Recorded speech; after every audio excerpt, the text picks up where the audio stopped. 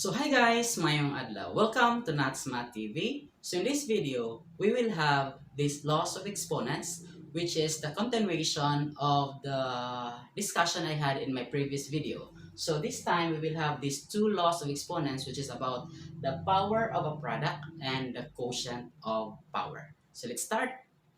So the power of a product states that if we have A times B quantity raised to M, this is just equal to A raised to M times B raised to M. So in this case, we just simply multiply the exponent of the bases inside the parentheses and the outer exponent.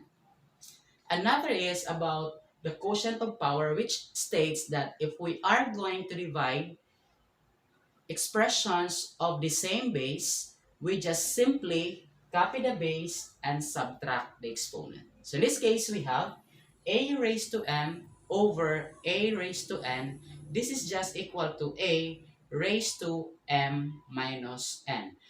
So dividing the same base, we just simply subtract the exponent. So we will try these examples here. So how do we simplify expressions using power of a product? So I have here some examples. For example, we are given a squared b cubed quantity raised to 4. So according to this law, we just simply copy the base and multiply the exponent. So we have here a squared b cubed. So we copy the base a and multiply the exponent. We have 2 times 4, that is 8. Then we also copy the second base, which is b, and we multiply the exponent. 3 times 4, which is 12. So our final answer would be a raised to 8 times b raised to 12. Next example, we have 2xy squared quantity raised to 3. Now, as I've said in my previous video, that if a variable or a constant does not have an exponent, if the exponent of the variable or the constant is not being indicated in the expression, it is assumed to have the exponent 1. So in this case, we have here our constant 2, which has assume an exponent 1 here. The same also with our x here, it has an assumed exponent 1. So what we need to do again is we copy the base. First we have the 2 here, so we copy the 2. Then we have the assumed exponent of 2 here, which is 1. Multiply that to the outer exponent, which is 3. So we can write this one as 2 cubed. Now we will proceed with the x. The same here with x, it has an assumed exponent 1. So we copy x, then we multiply the assumed exponent 1 with the outer exponent, which is 3. So this is x cubed. And the same happens for the y. We have y squared, so we copy the base y, and we multiply the exponent 2 times 3, which is equal to 6. So the resulting expression now is 2 cubed x cubed y raised to 6. Now, since 2 cubed, since 2 is constant, we can simplify 2 cubed. That means we multiply the base 2 3 times. That is 2 times 2 times 2. So 2 times 2 is 4. 4 times 2 is 8. So therefore, we can simplify this expression further by writing 8x cubed y raised to 6. So 2 cubed is 8, so we just simply copy the variables x cubed y raised to 6. So this is now our final answer. Another example, the same concept with the second example, we have 3m squared n quantity cubed. So we have the base 3, which has an assumed exponent 1. So we copy the base 3, we multiply 1 times 3 is of course 3. We have m squared, so we copy the base m, then we multiply 2 times 3, which is 6. And our n, the exponent of n is not specified, so that means our exponent here is 1. So that means 1 times 3 is 3, so we copy the base n, and 1 times 3 is also 3. So we got 3 cubed m raised to 6 n cubed. So we simplify 3 cubed, that means 3 times 3 times 3, which is equal to 27.